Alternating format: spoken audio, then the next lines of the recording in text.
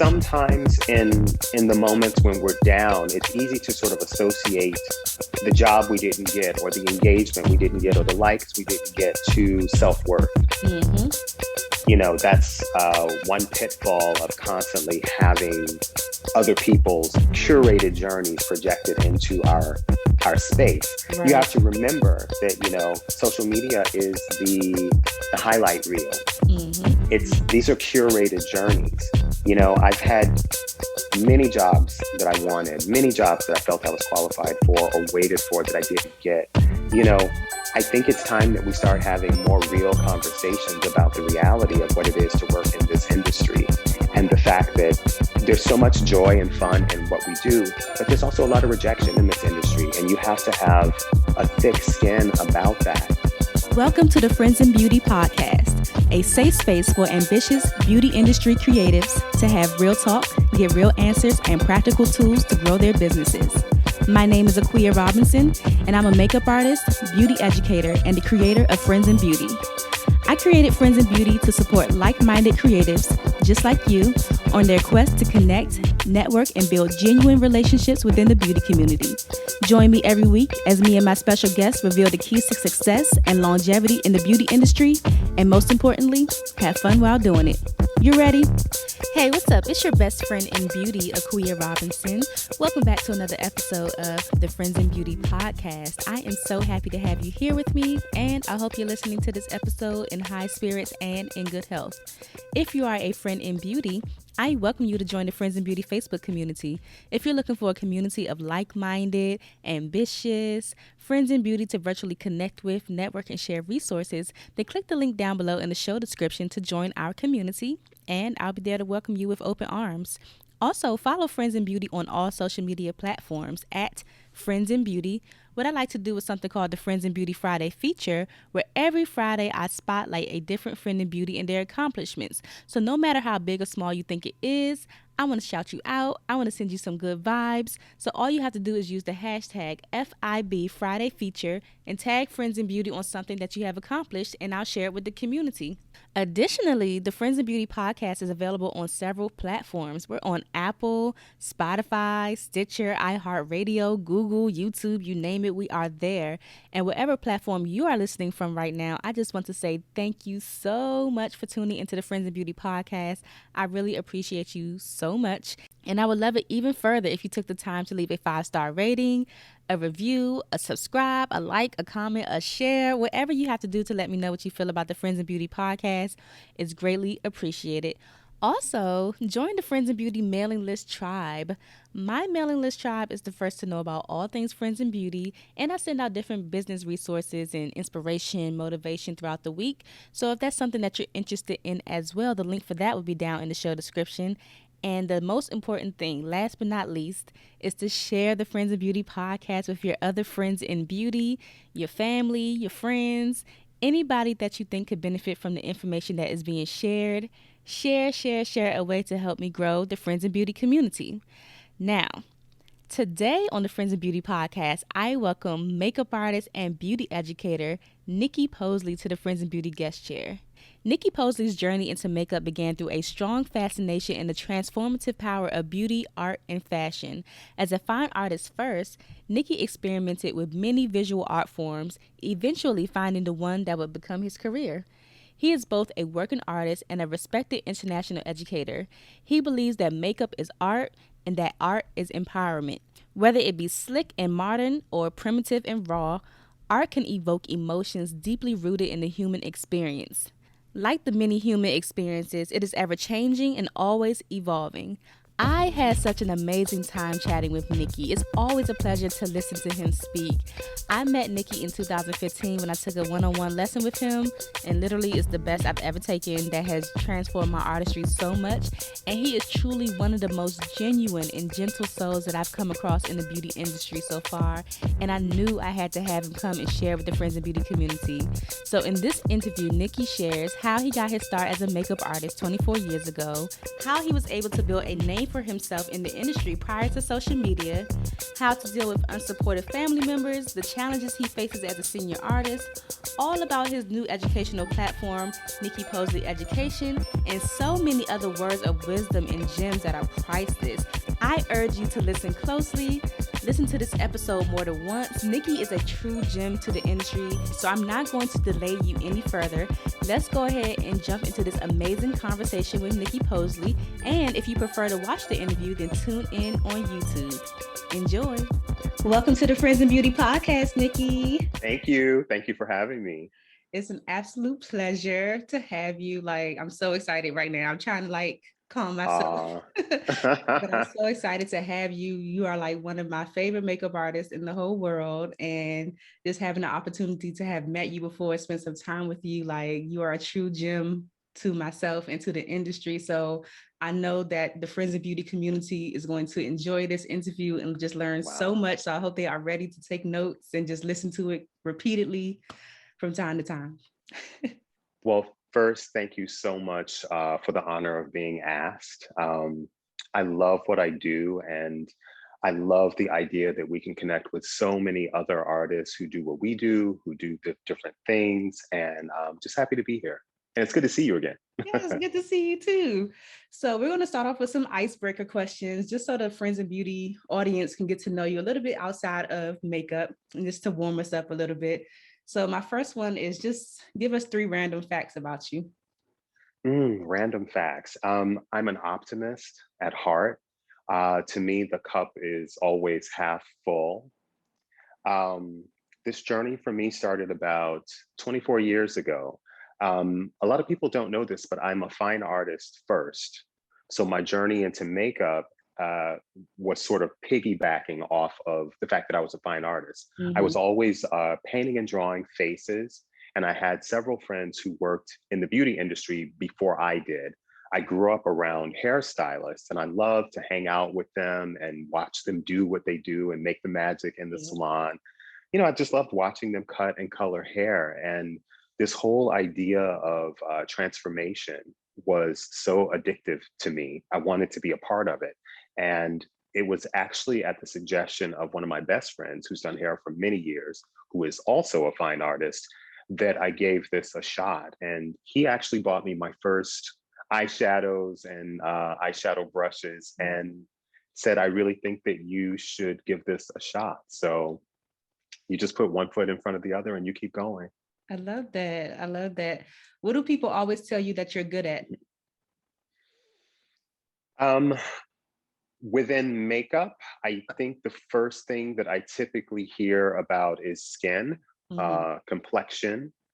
I would say second to that, brows. It's always interesting to sort of see how other people view you, because we don't necessarily have the most objective view of what our style is or how our work speaks to other people. So it's always interesting to me to hear from other people, and it's an education for me. Sometimes I'm like, oh, okay.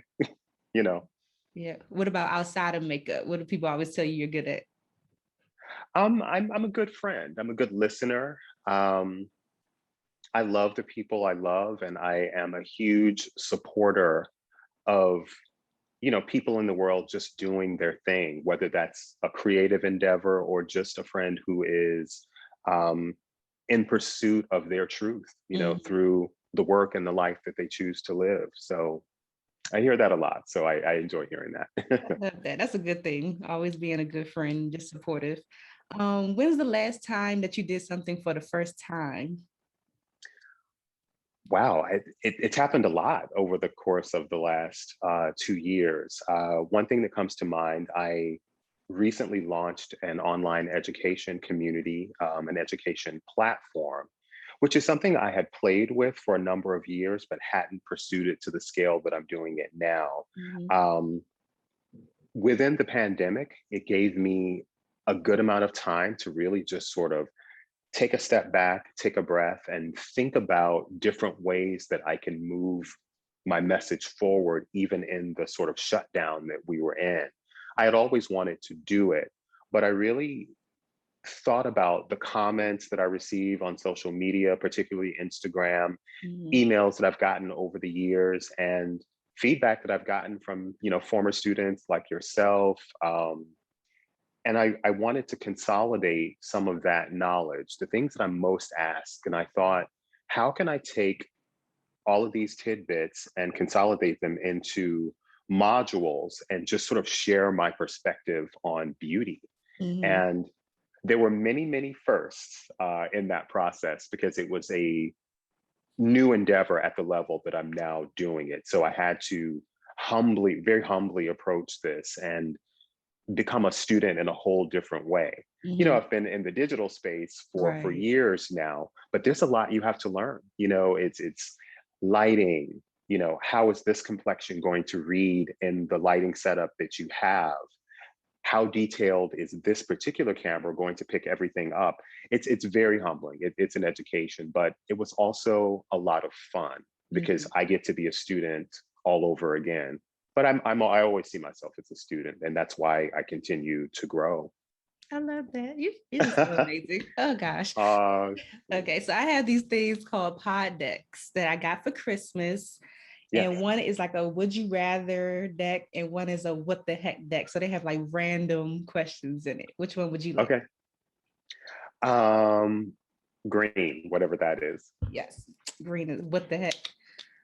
Oh gosh, this thing, I always tell people be warned because I don't know who wrote these things, but they be crazy sometimes. Okay, I got this last time, but this is a good one. What's the grossest thing you've ever seen someone do in public? Probably picking their nose. Yeah, picking their nose. Or I've actually seen people actually like blow their nose like out in public. Well, living in New York, you see a little bit of every slice of life. So there's not much that shocks me anymore, but Yeah. every now and then you see something that you're like, whoa. Right. That's so true. If you can give any advice to your younger self, maybe like early 20s, Nikki, like what would you say to him? The first thing I would say is just breathe. Mm-hmm. Breathe and take this step one day at a time. Listen to your intuition because it's there for a reason. One thing I can say about that question is sometimes when you're younger, we all have an inner voice, and sometimes we get urgings from that voice and we go with it. And other times we fight it because we don't necessarily have the reason or the proof why we feel this way. Sometimes it feels like a yes, sometimes it feels like no. I don't wait for the proof anymore when something doesn't feel right. I just Mm-hmm. trust my gut. Because when I look back over the years, every time I went against that voice, I regretted it. So that's sort of a gift of getting a little bit older. Yeah, I love that the intuition, that gut feeling, because I can definitely attest to that. Like anytime that I don't follow my gut feeling, I'm like, I should have listened to myself. Like it Yeah, always happens. yeah, Yeah. absolutely. And the last icebreaker, if you weren't a makeup artist, educator extraordinaire, like what else could you see yourself doing? Two things come to mind. I've always been really interested in language studies. I would eventually like to learn a few more languages. I could actually see myself doing some kind of work with translation or language studies. Ooh, that That's always been really fascinating, but I could also see myself doing product development. Ooh, that both, oh my gosh, both are amazing. I'm trying to learn some French right now. I downloaded the Duolingo app, so I've been messing around with the Yeah. French and everything. But that's really cool. I like that. And the product development has always been something that I'm curious about, like how like what goes on behind the scenes of making the products and everything like that. Yeah, it's really fascinating. And after having been in the industry for so long, I've seen a lot. I've seen a lot come and go, but I definitely have a lot of ideas Mhm. regarding products and how things could be different or better. Would you ever So develop your own line? I wouldn't say never. Um, I never say never. Yeah. Got you. Well, thank you so much for sharing all of that. I would love to jump into like who is Nikki all around? Who are you? Nikki Posley.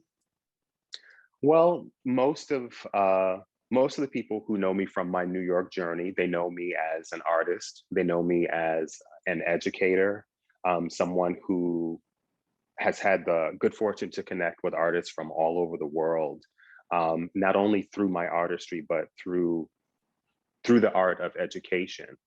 But on a personal level, I'm someone who enjoys being a student of life. I think that the life we live is our greatest creation.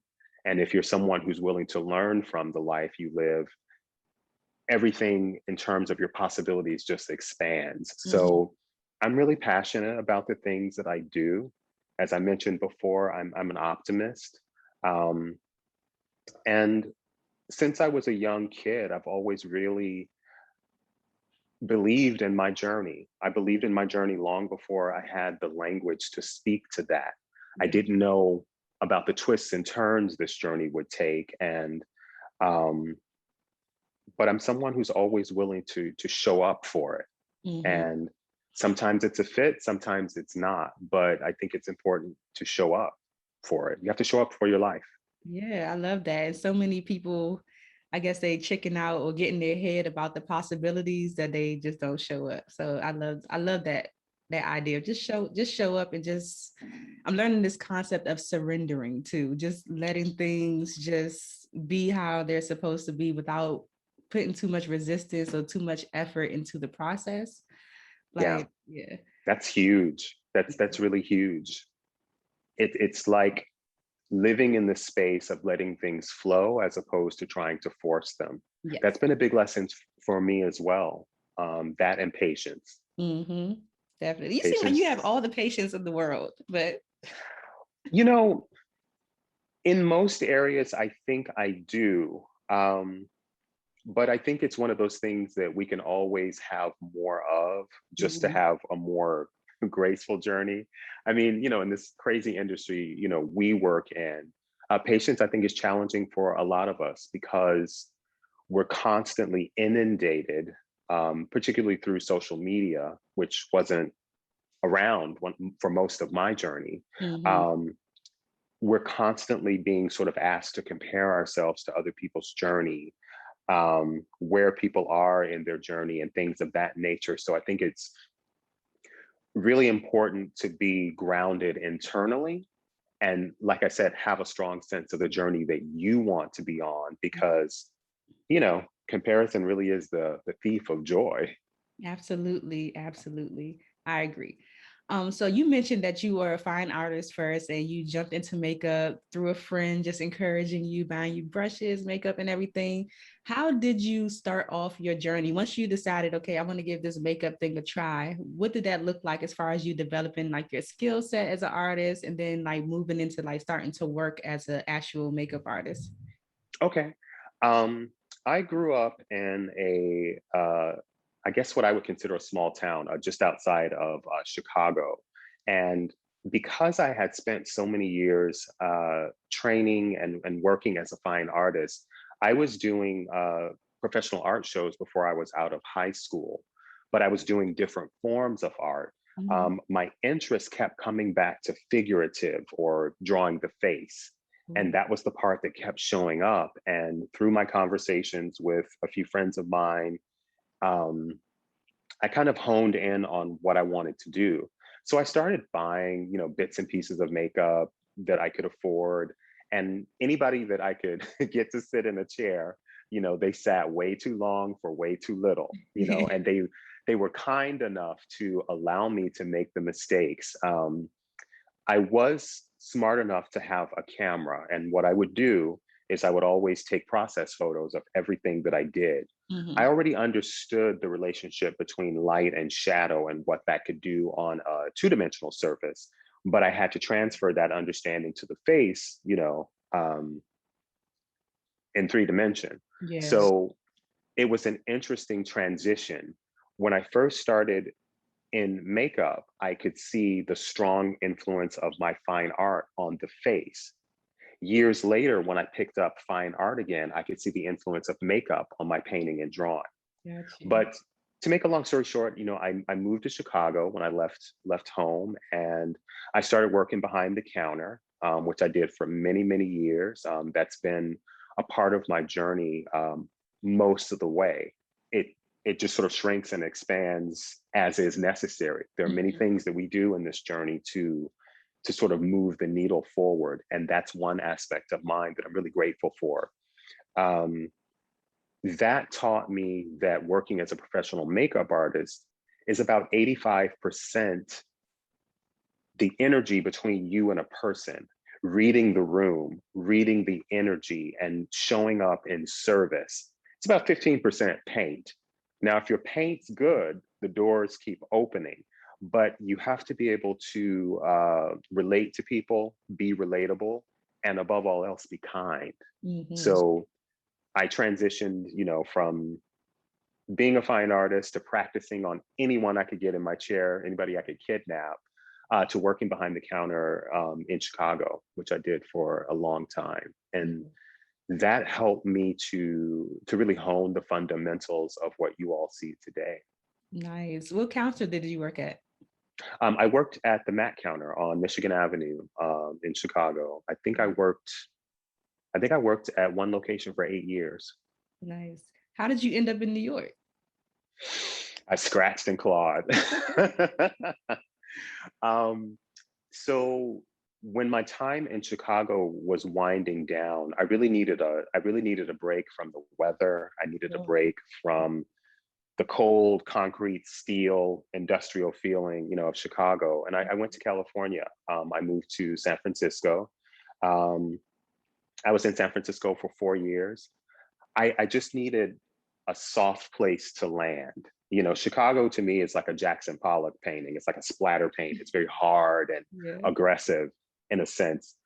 San Francisco to me was like a watercolor painting. It was soft. There was a lot of color. There was sunshine, and you just didn't get that kind of feeling in Chicago. So when I did that, I moved just for what my spirit needed. It wasn't about career. I knew that I could find or get access to, the makeup world there, but I really just needed a break. I needed a break from the grind. I stayed there for a little over 4 years, and I always saw myself in New York, and I worked really hard. I saved up for a while, and literally with what I could fit in a backpack, I came to New York, and I never looked back. Wow, that's amazing. I hear so many stories like that about people moving to New York with like just the clothes on their back or like a little bit of money in their pocket. And then I don't know, is it like the pressure of like not having that much at the moment that I just see these people flourish so much once they get into that space when they're in New York? You know what it is? When you don't have anything to lose, you're free to open yourself up to what really excites you. And I had nothing to lose by coming to New York. I mean, the worst case scenario is that I have to go back to California or go back to Chicago. So I knew that it would be better to do while I was a little bit younger. These transitions tend to be a little bit easier, as you're younger, but I've always been a risk taker. And I'll be honest with you, most of the physical moves I've done have been in pursuit of my career, in pursuit of my passion. I figure the rest out once I get there. And, the first few years were very hard. Next few years were hard, but it gets better. It gets better. The journey reflects back at you the amount of love and time and attention and authenticity that you give it. So it does get better, but you have to really be in it to win it. Absolutely. When was the moment, I guess a pivotal moment in your career once you got to New York that you felt like, okay, like I have arrived, I am Nicky Posley, the makeup artist. Like, was there a moment that you had that you felt like I'm really doing this? Like I'm like a legit makeup artist? Well, I'll be really honest with you. I felt within the artistry, I felt strong about the fundamentals before I, came to Chicago, before even the counter years. But in terms of I've arrived, I I think that moment for me was when I chose to stand in my truth and go for what it is I wanted when there was no evidence of me succeeding around me. Mhm. Um, so when I'm asked that question, for me, I've had many amazing opportunities. I've met amazing people and I've gotten to see some beautiful parts of the world through my gift. But that moment of arriving to me happened before I left my parents' house. It happened the moment I decided that I was going to do this, whether I was supported, whether I was understood or not. Mhm. The rest is just sort of icing on the cake. So I arrived long before New York in my heart. Yeah, I love that. Were your parents and family supportive of you pursuing makeup? My family's incredibly supportive. They had to sort of learn about what this was as a career. Mhm. It was very different, than their background. So they were learning about it as I was learning about it. But my family is amazing, and they're my number one cheerleaders, and I'm so blessed to have them. I love that. I have a supportive family as well. And then I also meet people who don't have much of a supportive family. Do you have any advice for those people? Because it could be very like discouraging a lot of times for them because they don't have the support and everything. I do. I think really study the things that excite you. The things that excite you are sort of operating on an energy level. When you allow yourself to move towards the things that excite you, the universe leans forward with you. So I am very spiritual in that sense. I believe that the choices we make and the level at which you show up attracts that level to come back to you. There have been so many times in this journey where I had, in pursuit of the dream, being a successful makeup artist, I had come to the end of what I could do, whether that was the end of my energy, the end of my finances, or even the end of my ideas in a moment. But every single time I reach that space in the past, somewhere, somehow, something shows up that reminds me you are exactly where you're supposed to be. So you keep going. I Mhm. do think it's important to try to find people. It doesn't have to be your primary family. Family is wherever you can get it. Yeah. So I think it's really important to find people that support your vision and who can genuinely be happy for you in this journey and cling to those people. Because authenticity in this industry, just like everywhere else in the world, it's something that is rare. Mhm. Real is rare. Absolutely. Oh my gosh. And that's one of the reasons why I created the Friends in Beauty community and building it as well, because I was meeting so many makeup artists and just people in the beauty industry in general that did not have even other beauty industry friends. Like they're just out here on their own doing, and then not, on top of that, not having family be able to support them in the way that they needed to be supported. So I created that community to, gather those like-minded people who have good energy because I have good energy. Like, so I attract pretty much like the same kind of people a lot of the times. Yeah. Just to have that support system and, and a lot of people end up building friendships from it and collaborations and all types of stuff. So that's really awesome. Congratulations. Thank you. Thank you. It's up and coming, it's building, but yes. And I know it's a lot of work. It's a lot more work than what people see in the end result. So you should be really, really proud of yourself. Ah, thank you. I'm proud of you. Ah, thank you, Nikki. So, how did you go about building a name for yourself in the industry prior to social media? Because a lot of us new age makeup artists and beauty industry folks, we're in the social media age where, like, when we came on the scene, we had to jump on like Instagram and the Facebooks. But what did it look like prior to social media, building your name and your business in the industry? Ultimately, it was a lot more word of mouth. Mm-hmm. Word of mouth is never going to go anywhere. And word of mouth is going to be there to the very end. Whatever it is that you do as an artist or as a professional, the way in which you show up, the way you treat people, and the level of quality that you give people, word of mouth is always going to carry that forward. So in those days, word of mouth did for us what social media now does for other people. Mm-hmm. The big difference is that we didn't have this sort of worldwide platform to share our personal journey. We didn't have that sort of platform to invite the world into our daily lives and into our workspace in the same way. So I'm grateful that we have that. I think it can be a double-edged sword.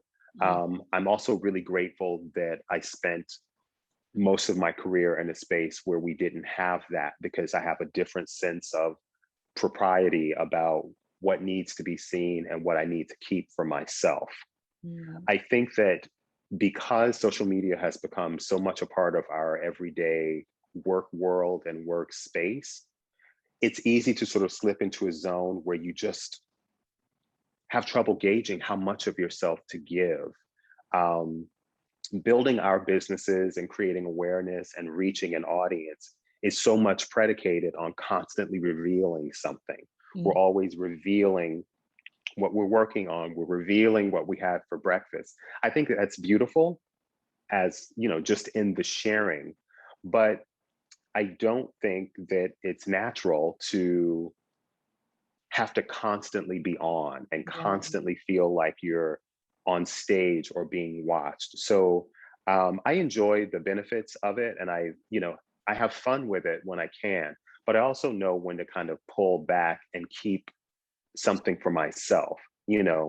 Um, what I pour out of the cup is for them. What's in the cup is for me, and I try to stay centered in that understanding. I love that. I love that perspective. And it's so true. It's a lot of pressure, it feels like, just to be seen. A lot of the times we feel like we have to share so much of ourselves because we want to be relatable and everything like that. But sometimes you do need to take a moment to just keep something for yourself, like keep something a secret and then share it later. And like, they don't Right, know everything, but right. You know what it feels like? If you think about even the progression of social media since the time I met you, it's almost like we're expected to be, think about the thing that you do, the thing that you love, the thing that you are centering in this space. It's almost like we're being asked to be pop stars in addition to whatever the work is, yeah, a whole or personality. personality, Yeah. personalities. And in a sense, we all have become Mm-hmm. personalities. But because it's been a slow drip kind of progression, until you pull back from it for a minute, you don't necessarily think about it that way. That's a lot of energy to constantly be giving and have tied up in not necessarily just being in front of the camera, but sort of giving to the world. So Mm-hmm. you have to really find a space that makes sense and feels comfortable for you and what you're doing. Yeah. It can be done, but it takes a lot of energy. It does. How do you recharge? Do you ever take like social media breaks and stuff like I do. I mean, I take mini breaks. that? I take mini breaks, and sometimes that will mean less time scrolling. Sometimes I won't post for a few days.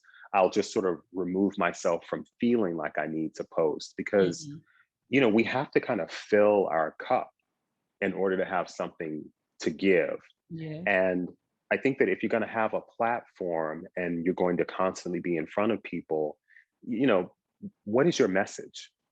What are you here to say? Right. Are you someone who just wants FaceTime, or how are you adding value to this space?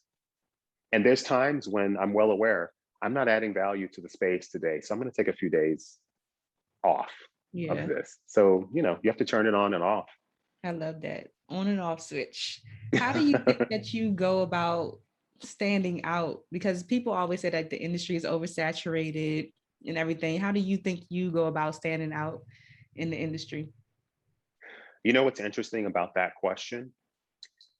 You would be better at answering that than I would. I can't see myself the way Yeah. you do or the way someone else does. But what I will say, um, I'm less concerned with standing out and more concerned with showing up in the wholeness of who I am. Um, if you're standing in your authenticity, you know, we're all created differently. There's an energy and a love that you can give through your work that's unlike anything that I could give, and vice versa. So on one hand, in terms of numbers, yes, of course, I'm aware there's so many more makeup artists right now and so many more people who aspire to do it. But to be really honest with you, I've never really been concerned about how do I stand out as opposed to someone else. Because if I'm inside myself and honoring what my motivations are and what's really exciting to me, then that's going to reverberate and connect with the people who are supposed to be in my space. And I just kind of let that go and trust the universe to bring the people who need to come. Definitely. Takes the pressure off. Yeah, I always say that. Like, a lot of times people are so concerned with the people that is not supporting them or that their message doesn't resonate with, instead of focusing on the people that, that vibe with you, that your message does resonate with. So I totally agree. And like authenticity, I'm not sure if people really understand like what authenticity is really, because I remember when I first started as a makeup artist, I always used to see like these makeup artists with like these big personalities coming into the room and everything. And I automatically thought like, dang, well, if I have to be like that to be successful, then I probably won't be successful, because I'm not the person that you're going to notice because I'm the loudest or most vibrant in the room. You'll probably notice me because I'm a little bit more reserved or, a little friendly. But I think it's sometimes hard for people to show up as their authentic self a lot of the times, because I guess they feel like they are being authentic a lot of the times, but it's not resonating with people. Like they don't see the numbers, or they don't see the engagement, or they don't see it reflected in their bookings or something like that. I totally understand, what you're saying. And it kind of goes back to what we were talking about before. It can sort of feel like if you're not dancing in a TikTok video, how am I bringing people to the yard? Yeah. But I think, you really just have to trust in your gift and operate from that space. Now, if we're talking about the technical aspects of social media, particularly Instagram, it's quite a bit harder to have the engagement, we've all been used to for years, because they keep messing with the platform. Unfortunately, I'm looking forward to the next platform. That's a whole different conversation. Right. But you have to just sort of operate, from your gift and trust that you're enough. And don't think that I don't have days where I, feel like, well, what else should I be doing, or what more could I be doing? I have those days too, but I've been in this long enough and I've seen enough come and go to know that what is real lasts. Wow. Y'all hear that? What is real lasts. So I always tell people, stop trying to be like everybody else, because people are going to be able to like clock it real easily, and people don't like that. And you know what else? Sometimes in the moments when we're down, it's easy to sort of associate the job we didn't get, or the engagement we didn't get, or the likes we didn't get, to self-worth. That's one pitfall of constantly having other people's curated journeys projected into our space. Right. You have to remember that, social media is the highlight reel. These are curated journeys. I've had many jobs that I wanted, many jobs that I felt I was qualified for or waited for that I didn't get.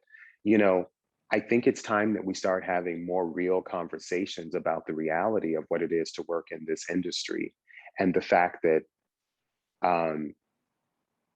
there's so much joy and fun in what we do, but there's also a lot of rejection in this industry, and you have to have a thick skin about that.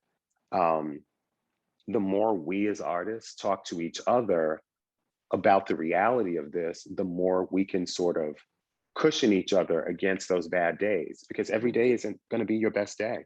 Right. You need a support group. Because I've learned how to like just not take things so personally anymore. I remember I used to get so in my feelings when people would say no to my rate, or, even now they say no Mm-hmm. and I don't even care anymore. I'm like, okay, it's just not in your Uh-huh. budget. Yeah, it's not in your Right. budget. It's fine. But just like not taking things personally and realizing like even the rejection is a part of the journey of your life, of your career, of Yeah. everything, because it just might not be for you. Like a lot of times the things that we want so bad really just probably isn't a part of the big picture of what we're supposed to be doing. And I Yeah. say that too because I applied for the Sephora squad recently and they did Mm-hmm. not choose me. And I was like, me? Like y'all didn't choose me. And I was in my feelings a little bit at first, but then I just realized this probably just isn't a part of the journey, because even applying to Mac numerous times when I first started doing makeup, I know applied to Sephora at least like 10 times. I Mm-hmm. just got to the place where I was like, well, maybe the retail route isn't for me, and maybe I should just be freelancing. So it has been a journey of just learning how to just surrender and Yeah. just learning that like everything won't be for you and it's okay. That doesn't make you less of a person. It doesn't make you less successful. It just means that there's something else better waiting for you. It I love what you just said, because as you were saying that, I've been doing this professionally for 24 years now. So there have been many, many, many moments like that where I applied for something or showed up for something, and you walk away, you're like, man, why didn't that work out? I felt in here that that was mine. Yeah. But the beauty is, um, this is, I can only share my perspective. The beauty is, some of those things that don't work out are the very things that lead you to something that's actually more suited. Yeah. Sometimes the opportunity that you didn't get wasn't good enough for the work you've put in. So that's been a big part of my growth in the industry, has been understanding that the things that don't happen and the no's that you get are just as important, and sometimes more important than the yeses. Mm-hmm. Because every time a door is slammed in your face, there's introspection. You look inside and you really sort of ask yourself, what was my motivation here? Why did I want to be a part of that? And it it keeps you humble and it Mm-hmm. keeps you grounded. But when you look back on your journey, some of the things that didn't happen are the things that you exhale and say, thank God I didn't get that, because I would have been over here and I Right. never would have been able to see this thing that changed my life. Yes. So I try to be in a space, and it's harder on some days than others. I try to live in a space that I put out my intention. I, you know, I'm willing to show up and do the work. But once you release that into the world, you've done all that you can do. Right. So then I try to let go and let what is supposed to happen happen. It's not that I don't get disappointed at different times, but I allow it to redirect my energy, because your energy is so precious. Mm-hmm. And in this space that we live in now, in this sort of social media world, we don't talk a lot about energy and the fact that we all only have so much to give. You cannot, you know, be in a dozen places at once in full authenticity and full energy.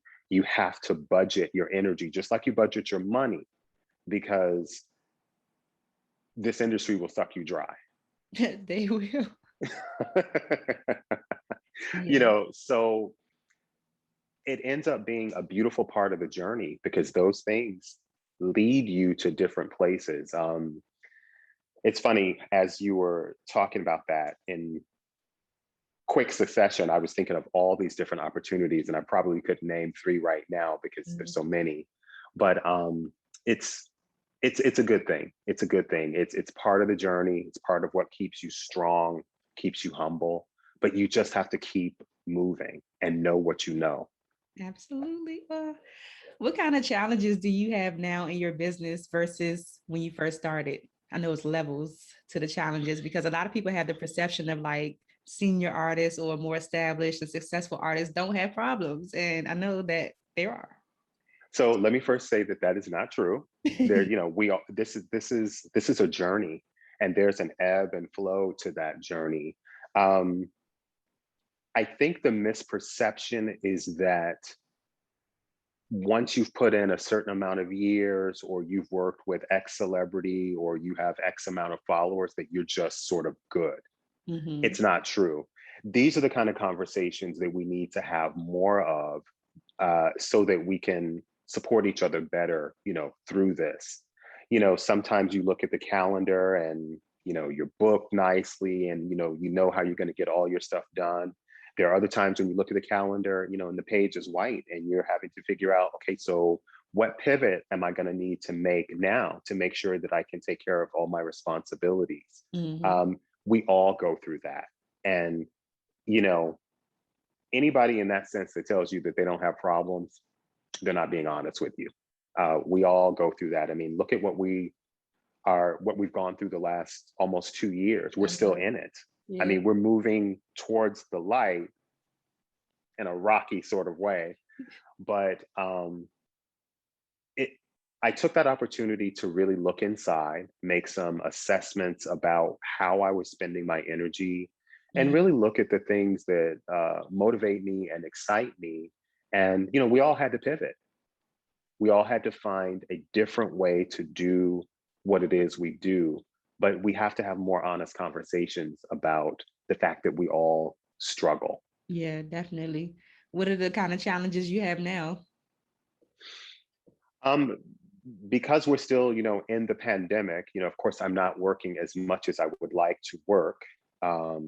And just the extra layers of products and things that we have to do just to be safe. Oh yeah. I was always very conscious of that, prior to COVID, sanitation and all of that.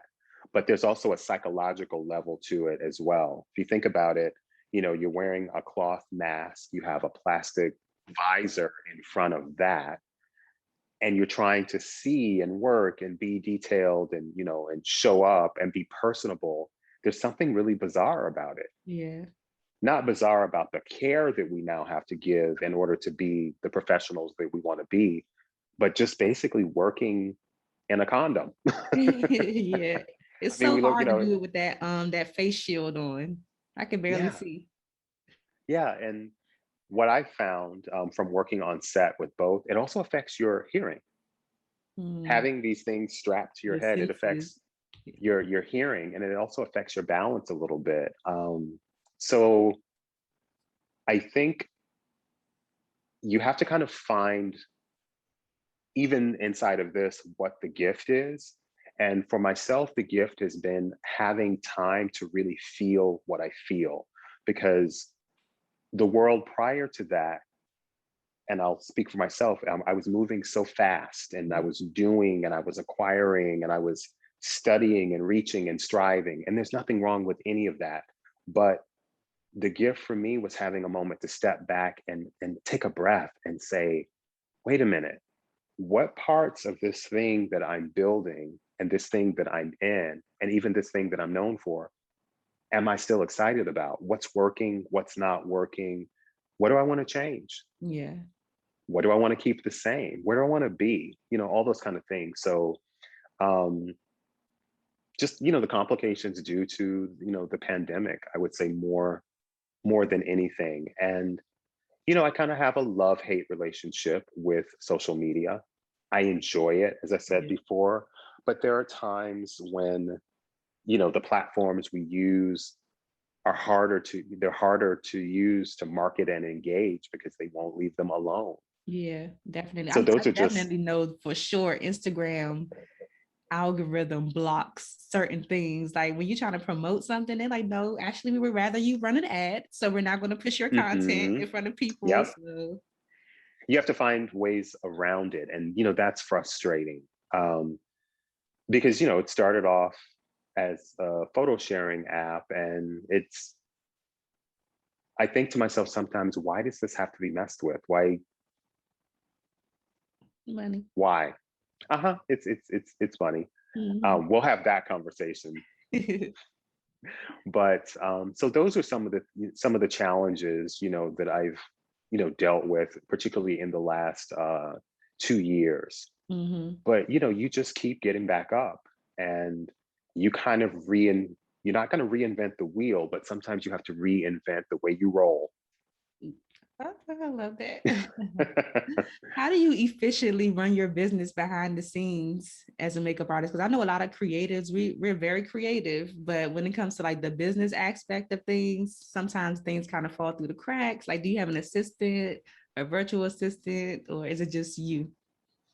I do have a couple people that I will work with when I need an assistant. It's not often that I am in need of an assistant, but I do have a couple people, that I call on if I'm working on a project Mm-hmm. that requires extra hands.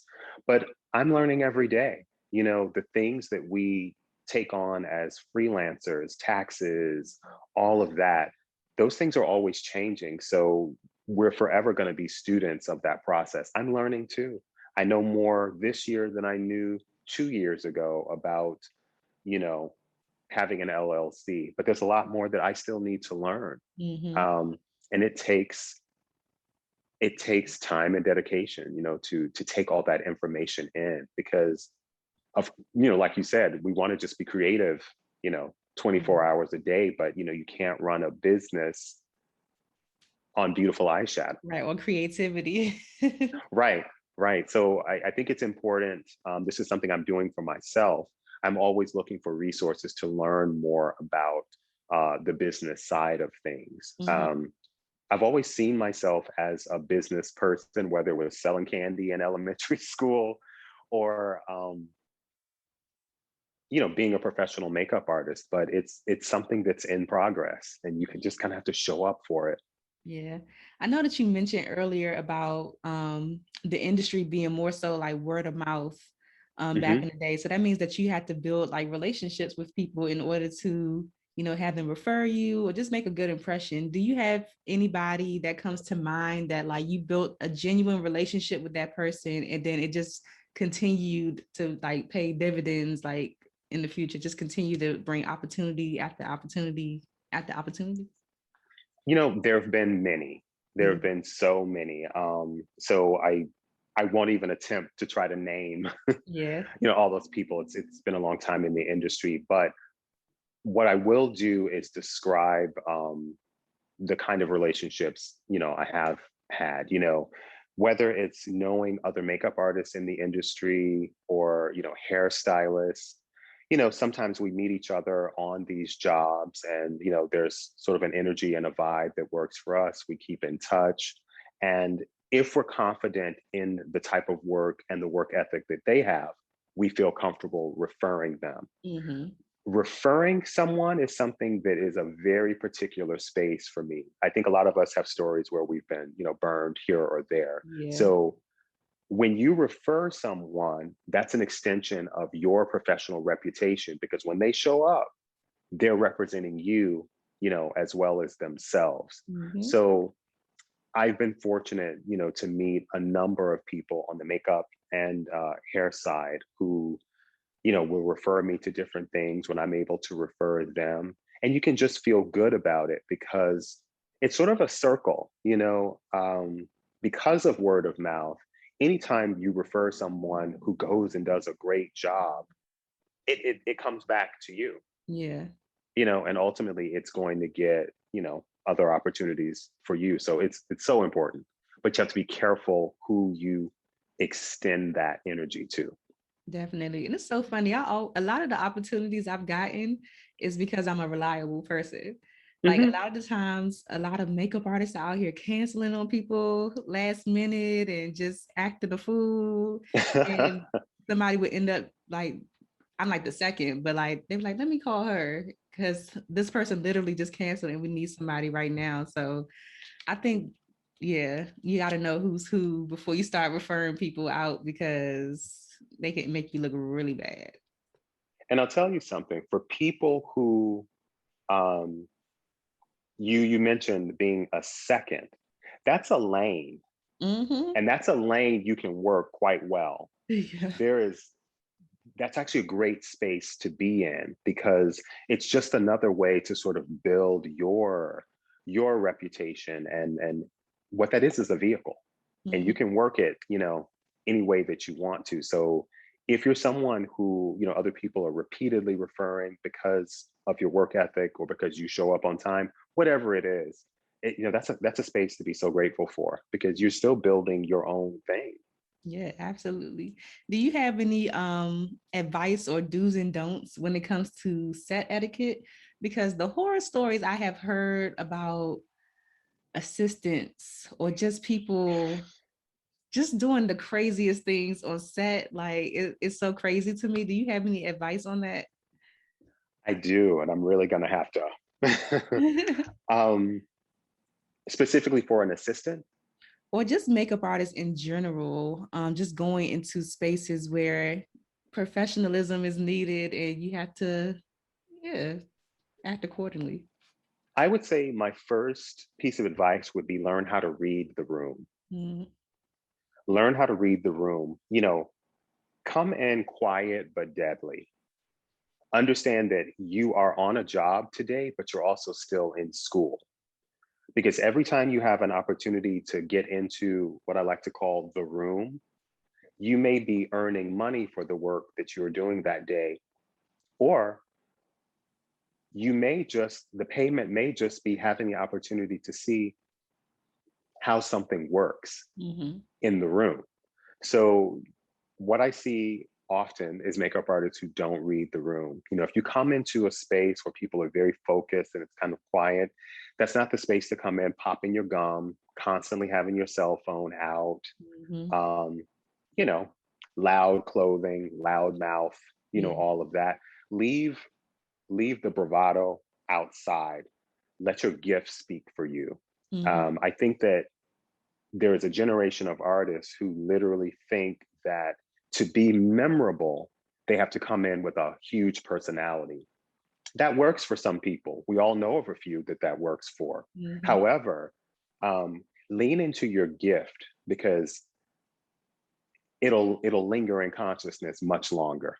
Definitely. How do you lean into your gift? Like how do you know what your gift is? Like mine, I always I always joke and tell people literally always tell me that I have good energy. So I'm like, how do I capitalize on this good energy that people keep on telling me that I have? And I guess Keep by giving doing it. stuff like this, and I have YouTube as well, but I'm like, how do you Hmm. lean into, like how do you even know what your gifts are? What I mean by leaning into your gift, put the energy and the focus on being of service and what your value in the room is. Because I'm Absolutely. telling you, that will be on people's lips a lot longer than what you wore, Mm-hmm. or you being loud or playing the clown. See, some people play the clown to disarm people who are looking at what they lack in their Mm-hmm. technique. Wow. Lean into your gift, because that's the thing that's going to take care of you. You know what I'm saying? Mm-hmm. Like I said, there's some people who get away with being the clown and just sort of coming in and, having the large personalities. And, some people are that naturally, and there's nothing wrong with it. Right, But I right. do see it quite often when it's an affected thing that people sort of put on because they think it's going to grease the wheels. Mm. But it all comes into the light.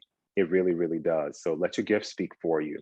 I love that. I love that. I want to ask like a makeup question. Like, what are some of your staples in your kit? Because I've seen your kit before and it is like amazing. It's so organized. Uh, It's just so yummy. Like you have some fun stuff in your kit. uh, So what are some of your staples that you just like every time you do makeup, you cannot do makeup without this thing or two? okay, so let me pull a few. I love my triangle sponges, my Alcone sponges. Mm-hmm. I'm a cream foundation guy. I love a good full coverage cream foundation. I love my L'Oreal Voluminous Carbon Black mascara. We could do a 3 hour chat just on that. But and my students will beg to differ and laugh, but I think I'm a pretty simple guy when it comes to my needs for my kit. Mm-hmm. Um, I'm definitely a makeup junkie, like a lot of them. But when it comes down to it and the things that are going to carry me through the jobs that I have, or the teaching gigs that I do, I feel like my needs are pretty simple. I like multi-purpose products. I'm always looking for products that I can do A, B, and C with. Mm. Now, there are some hero products, might be like your favorite lash curler or something like that, that you're just very particular about. But in general, I look for things that I can multitask with, because if you're confident in your skill and your technique, you won't feel afraid by just going out with a full coverage foundation, because for instance, that you can make that whatever you want it to be. Yeah. Um, it's always been really important to me to have a kit that's completely multicultural. As I was teaching myself, I'm self-taught in makeup. I've never had any professional training with makeup. It was all just trial and error. Um, it was really important to me to have a kit that could speak globally, that could, Mm-hmm. speak to any complexion, from the lightest to the deepest and everything that came in between. Everything else to me is like icing on the cake. And I think that because of the sort of social media and the sort of rapid exposure to products that we have now, it's easy to sort of get lost in the sauce of color, and Mm-hmm. all that stuff is wonderful. Don't get me wrong, it's part of the picture. But you can't bake a cake without 3 or 4 eggs. Yeah. You can put that flour and the milk, all that other stuff in there, but that cake's not going to rise if you don't have the eggs. And so I've always focused on the things that are fundamental. Um, Skin is the thing that your client is going to have to show to the world and live with long after the makeup is off. When the makeup is on, no matter what style it is, the skin is always going to be the thing that they're going to feel most connected to, because it's the thing that they live with. So Yes. I really focused on skin. I focused on understanding what a brow should look like. I want to make the face sing before I put a stitch of color on. And that's what I'm always thinking when I go in. How do I take this face and bring forward his or her personal best? Mm-hmm. Um, we can hang the curtains, but let's get a solid foundation for the house first. Yeah. That's the way I see it. I love that. And as you're speaking, I'm just smiling and just having gratitude right now, because I really am so grateful for the instructors and the artists that I decided to like invest in for like my artistry. Because as you're talking, I'm like, is that the reason why my kit is so condensed? Is that the reason why I use products in multiple ways? Because like, I think I started using Alcone sponges after I took the lesson with you, and those are my go-to. But I always get complimented on like, how is your makeup kit so small? Like I carry like the Esom little Esom Mm-hmm. bag, and people are like, how do, like, I don't understand. They got their Zukas with the drawers all stacked up with everything piled in. I'm like, that's because, one, I feel like I know my client, and I know like they're not asking for a whole bunch of stuff. And then Yeah. two, I think also because I condense my way in my kit in a way that it is a global kit. Like I always pride myself on learning how to do all different skin tones. When I, first started trying to master the skin and everything like that. And I totally agree with the fact of like, I love skin. That's like my favorite thing to do. But I always tell people everything else is an accessory. The eyes are an accessory, Yeah. the lips, but if the skin is not right, then nothing else is going to matter. So I Doesn't always matter tell, what you put on yeah, top it of it. does not matter. So I always tell people to perfect the skin, and then everything else can, fall in place. I'll share something with you. When I spent the most time behind the counter, which was in Chicago, I used to get teased sometimes by some of my coworkers about the time and care that I would spend on skin. Oh, he's doing another neutral face. There he is mixing his foundations again. Why don't you just use one foundation? Those kind of things. But that's the very thing that has allowed me to connect to clients and artists from all over the world. Absolutely. Because So a lot of people, they express like, oh my God, like nobody's ever been able to get my complexion right. And that's maybe because they're using one shade of foundation and not trying to like, mix and match and everything. yeah, I mean, there's so many levels to it. And that for me is where I found my joy in beauty. Yes, we're painting a face, but we're also, being of service, and Mhm. it's our job to sort of translate a vision for who that client is or who it is they choose to be in that moment. And um, I think for myself, part of my gift is looking at a face and quickly assessing, what do I want to bring forward and what do I want to lay back? Mhm. How do I bring forward this person's personal best?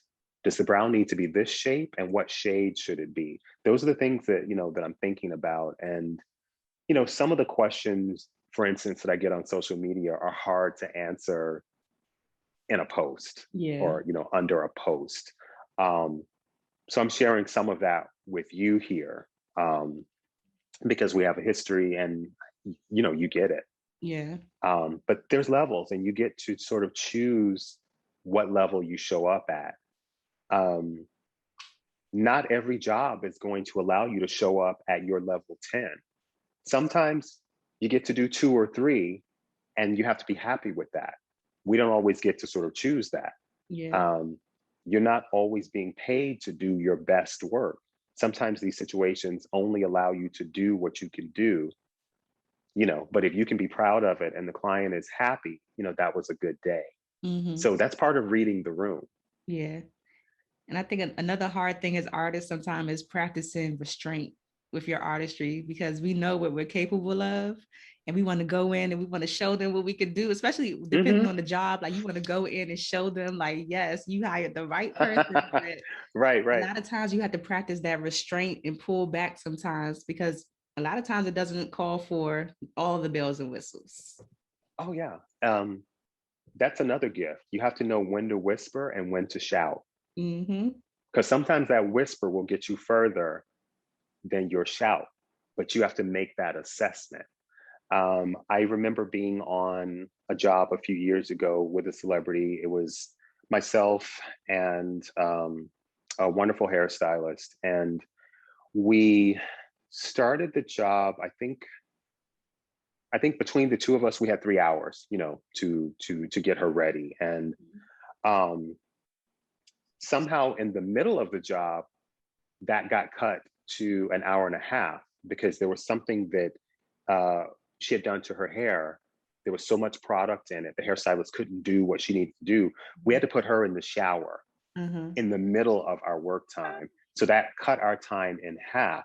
So you have to know how to work in and around another professional so that everybody can get their thing in.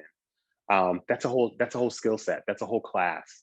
Yeah. Working in with someone else, that might be hair, it might be nails. It's challenging, but that's what this sometimes require. This is not a glamour gig. Definitely. Oh my gosh. And I've only worked with maybe like two hairstylists off the top of my head that Hmm. don't continuously continue to yank the client's hair when I try to do their makeup. It's a song and dance, like when you're working as like a group. Definitely. I Well, would and love, hair is always going to get priority over makeup. all the time. I would I cut love you to off. talk, huh? I said I cut you off. I'm sorry. Oh no, I would love to learn more about your online platform that you have, because I didn't know until recently when you told me that you had the online platform. So I want to know how people can, learn more about that and get involved and learn from you. So the online platform, the original concept for it was, I started thinking about all the different types of beauty looks that inspired me to get involved in the industry. And I'm talking about classic looks, timeless beauty. Mhm. I wanted to create something that shared, my personal philosophies, my personal techniques, and that answered so many of the questions that I get on social media that I can't really speak to in a post. Mhm. So what I've done is I've put together something that speaks to the way I look at skin, the way I create custom tones, different tools I use to blend those tones. It really is sort of a full journey, um, from skin prep to lashes, brow customization.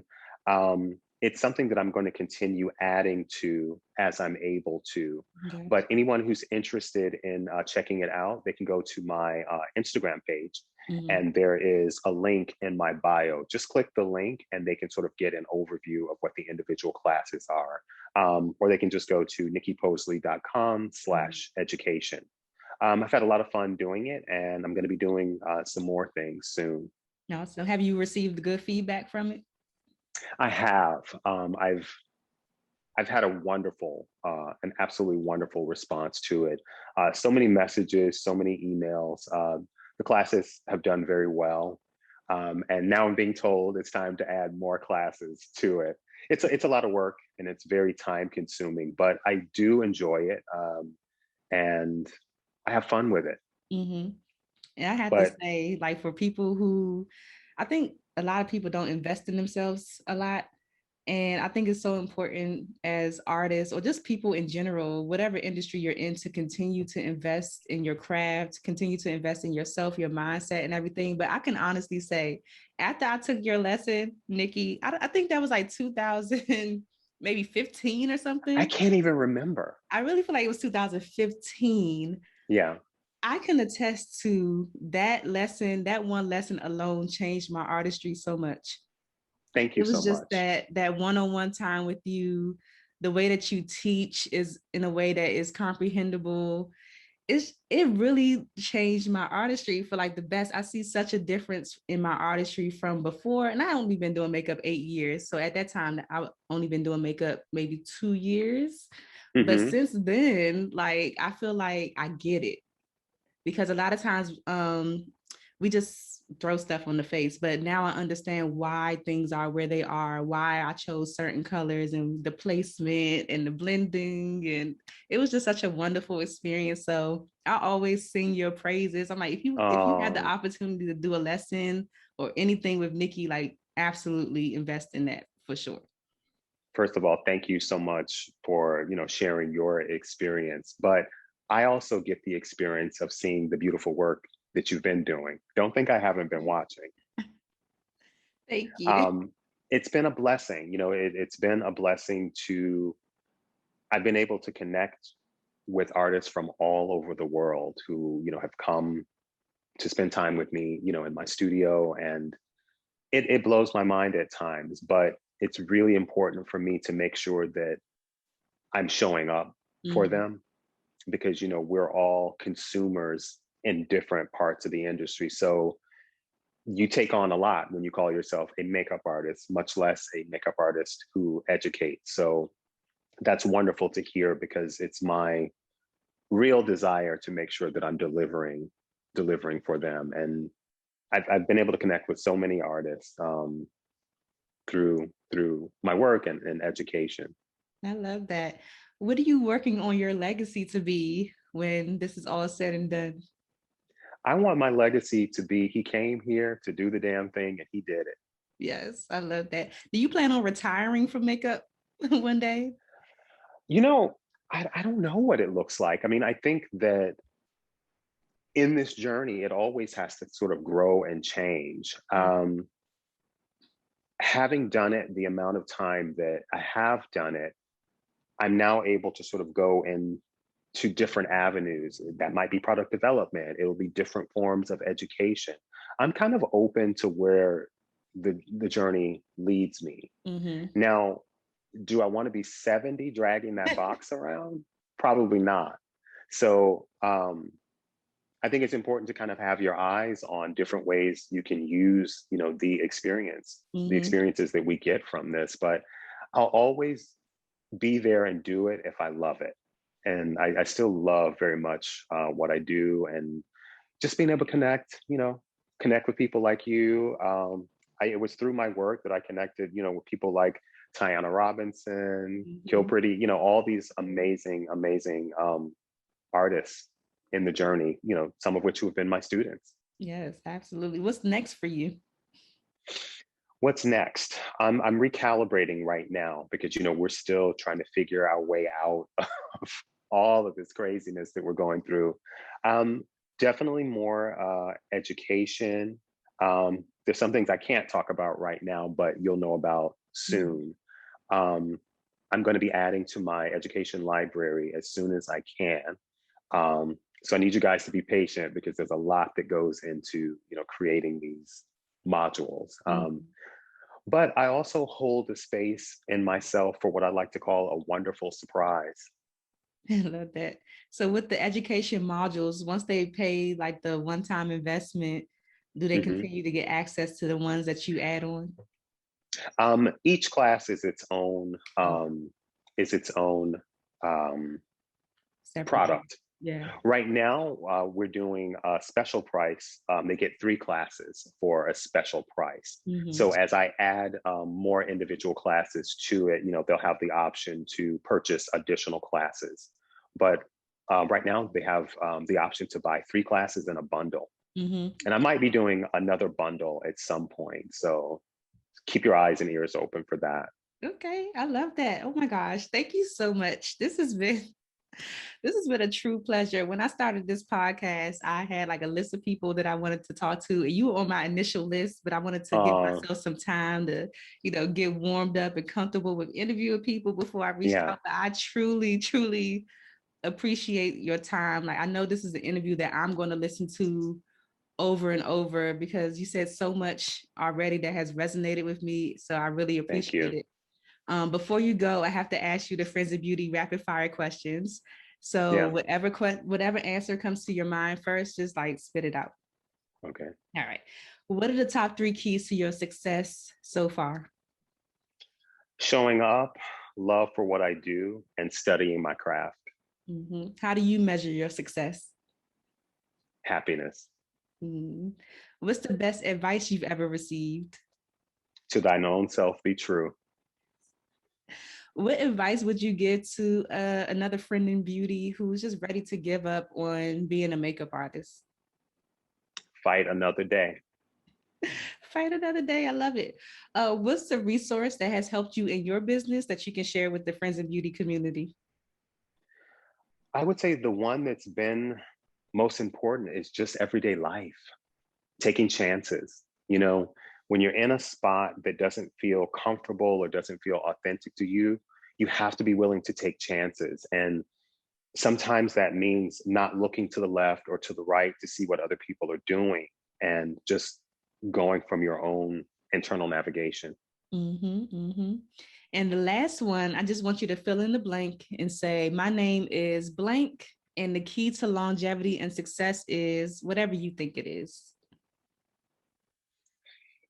My name is Nicky, and the key to longevity to success. And what was the other? Longevity? And success. Love what you do and do what you love. I love it. Before you go, leave all of your social media info or however you want people to reach out to you. Okay.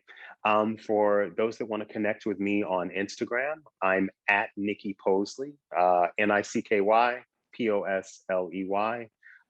Within that, those who want to be introduced to my work in education, just click the link in my Instagram bio, and that will lead you to the platform. And thank you for checking it out, by the way. And thank you for mentioning it. Yes, and thank you so much for sharing your time and your energy and your expertise on the Friends of Beauty podcast. I really appreciate it. It's been a lot of fun, and keep doing what you're doing. Not only, are you a beautiful makeup artist, but the world needs your energy. Oh, thank you. Thanks for listening to the Friends in Beauty podcast. Don't forget, sharing is caring. Share this episode with at least one friend in beauty, and subscribe, rate, and review on Apple Podcasts so that other friends in beauty can find this show. Plus, we'd love to hear your feedback. Connect with us on all social media platforms at Friends in Beauty, #Friends in Beauty to join the conversation, and join our Friends in Beauty Facebook community to stay connected. Talk to you soon.